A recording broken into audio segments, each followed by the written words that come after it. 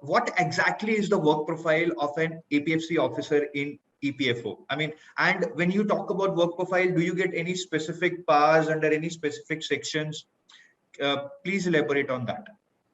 Well, to tell you about the work profile of an APFC, first let me introduce you to what exactly EPFO does.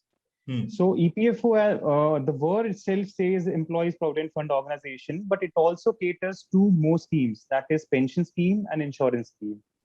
So the entire gamut of social security in India is largely dependent on a couple of organizations, LIC, EPFO, and other being. So now I'd like to compare EPFO's work with other organizations. EPFO has a very unique way of functioning. It works on a service delivery area, just like an LIC.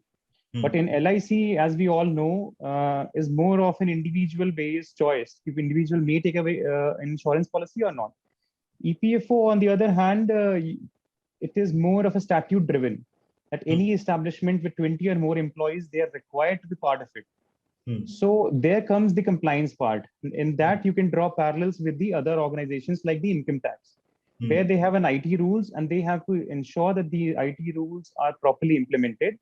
Similarly, EPFO has this is what I'm saying. EPFO, on one way, it is giving some services, it's offering services, it's inviting people to come over, be part of it. And on the other hand, it's also regulating the various schemes of provident fund and pension and ensuring the compliance by all the establishments.